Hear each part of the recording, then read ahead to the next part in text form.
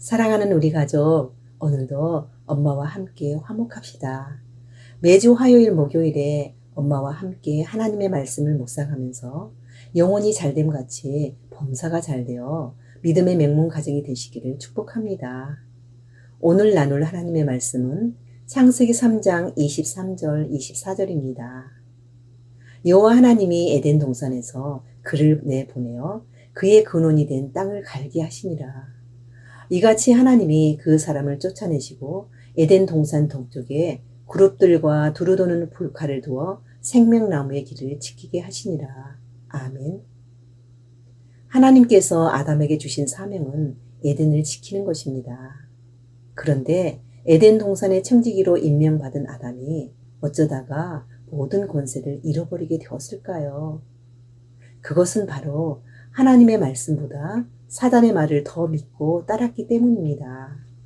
선악을 알게 하는 나무의 문제는 창조주 하나님의 권위를 인정하느냐 아니면 하나님과 같아지려는 교만한 시도를 하느냐의 싸움입니다.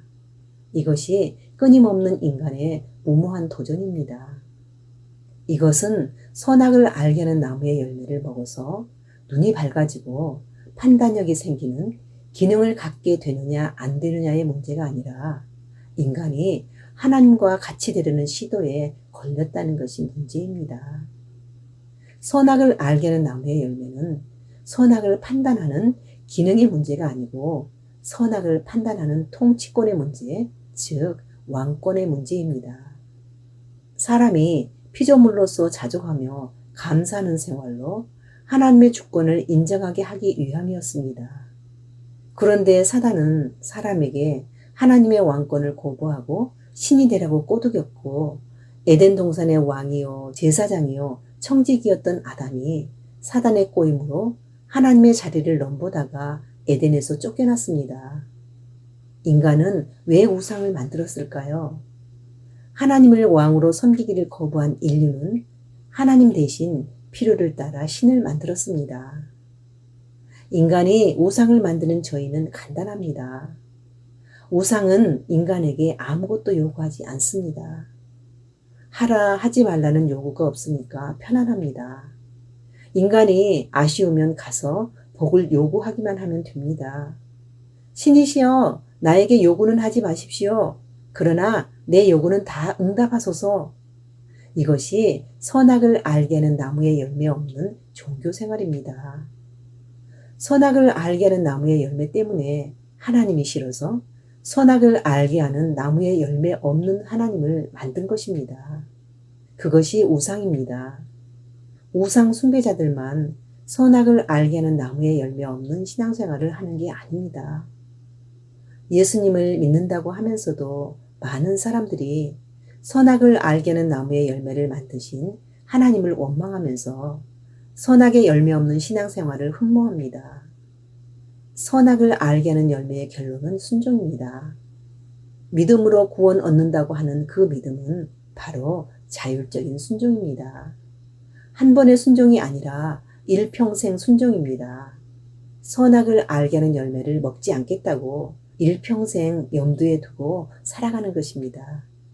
이것이 구원받은 자의 하나님과 동행하는 삶입니다. 가지가 나무에 붙어 있어야 열매를 맺습니다. 하나님께 붙어 있는 것이 구원입니다. 어떻게 하면 하나님의 말씀에 순종할 수 있을까요? 인간은 완악하여 자기 의지로는 순종할 수 없습니다.